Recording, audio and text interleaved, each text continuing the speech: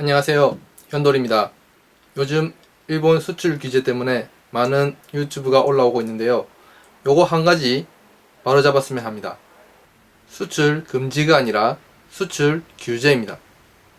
수출 절차를 복잡하게 하고 시간을 많이 걸리게 한 거지 수출을 안 한다고 한 게 아닙니다. 수출입에 필요한 서류를 잘 준비하고 재고 관리가 잘 된다면 삼성과 LG의 실질적인 피해는 거의 없을 거라고 생각합니다. 그런데 너무 많은 사람들이 반일 감정을 부추기고 한일 관계를 악화시키려고 하는 것 같습니다. 이 문제의 본질은 전에 동영상에도 말씀드렸지만 문 정부가 국가 간의 약속을 일방적으로 깨어버리고 아무런 외교적 노력을 하지 않은 것에 의한 것입니다. 일본 외무성이 G20 폐막 후 한국과 외교적 루트로 3년 반 동안 아무런 소통이 없다라고 발표를 하였습니다. 즉, 우리나라 외교부는 일본 관계가 악화되고 있는 상황에서도 아무런 움직임이 없었다는 것입니다. 만약에 일본이 수출 규제가 아니라 수출 금지 카드를 꺼내 들게 된다면 그것은 한국이 찍소리도 못하고 국제사회가 일본 편을 들어주는 어떤 일이 생기거나 그런 정황의 증거를 충분히 확보했을 때라고 생각합니다.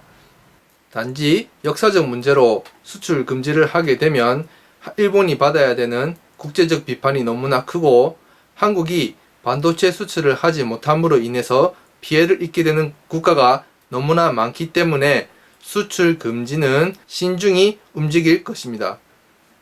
반도체 산업의 소재와 장비의 국산화는 중장기적으로 우리나라가 가지고 가야 할 전략이지 단기적인 문제 해결은 되지 않습니다. 하지만 반도체와 디스플레이 산업은 연구개발이 치열하여 조금이라도 연구개발이 늦어버리게 되면 시장에서 밀려버리게 됩니다.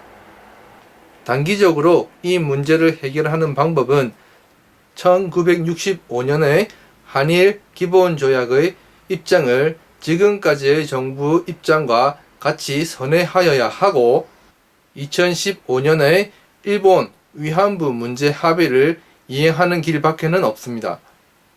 위안부 징용공 문제는 일본의 악행이었다는 것은 역사적인 사실입니다. 하지만 이것을 정치적으로 이용하는 것은 정말 더럽고 인간 말종적인 짓이라고밖에 생각하지 않습니다. 이러한 역사를 잊혀지지 않게 지속적으로 알리고 역사 자료를 보관하는 것, 그리고 두 번 다시 이러한 역사의 비극이 일어나지 않도록 노력하는 것이 더 중요한 일이 아닐까요?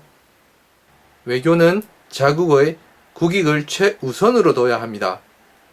북한 눈치 보면서 할 말 못하는 것, 일본을 까면서 무시하는 게 외교가 아닙니다.